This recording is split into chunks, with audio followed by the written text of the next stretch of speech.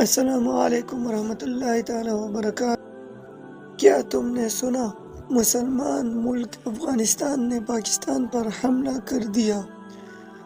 وہی سرزمین جہاں کبھی ایک دوسرے کے لیے جانیں قربان کی جاتی تھی، آج ایک دوسرے پر گولیاں چلا رہے ہیں۔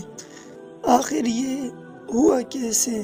کیا ہم واقعی امت محمد صلی اللہ علیہ وسلم ہے یا پھر ہم صرف جھنڈوں کے غلام بن گئے ہیں؟ یاد کرو، جب روس نے افغانستان پر حملہ کیا تھا تو کون سا ملک تھا جس نے اپنے دروازے کھول دیے؟ جواب آئے گا پاکستان۔ پاکستان لاکھوں افغان مہاجرین کو پناہ دی، اپنی معیشت، اپنے شہروں، اپنے گھروں تک قربان کیے، اور آج وہی سرحد پر گولیاں چلا رہے ہیں۔ مسلمان کے خون کے پیاسے ہو گئے ہیں۔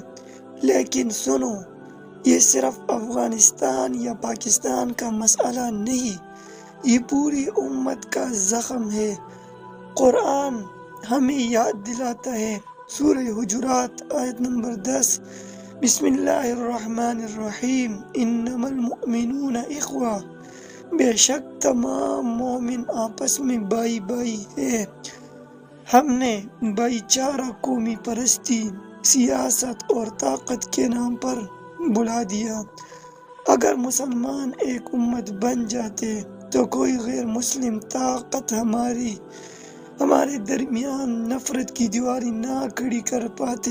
یہ جنگ بندوقوں سے نہیں جیتی جا سکتی، بلکہ دلوں کے ایمان سے جیتی جاتی ہے۔ ہمیں یاد رکھنا ہوگا، سرحدیں ہمیں الگ کر سکتی ہے، مگر کلمہ طیبہ لا الہ الا اللہ محمد الرسول اللہ صلی اللہ علیہ وسلم ہمیں جوڑتا ہے۔ اے اللہ، افغانستان اور پاکستان کے درمیان امن عطا فرما، مسلمانوں کے دلوں کو جوڑ دے اور ہمیں امت واحدہ بنا۔ نبی کریم صلی اللہ علیہ وسلم نے فرمایا، مومن ایک جسم کی مانند ہے، ایک عضو تکلیف میں ہو تو سارا جسم بے چین ہو جاتا ہے۔ تو میرے پیارے بھائی اور بہنوں، اگر افغانستان کا خون بہے تو پاکستان کا دل بھی روئے، اور اگر پاکستان کا خون بہے تو افغانستان کا دل بھی روئے۔ اللہ تعالیٰ سے ہی دعا ہے کہ اللہ جل جلالہ سارے امت محمدیہ کو جمع کرے، اور اللہ جل جلالہ ہم سب کو کفر کے مقابلہ میں اکٹھا کرے۔ آمین یا رب العالمین۔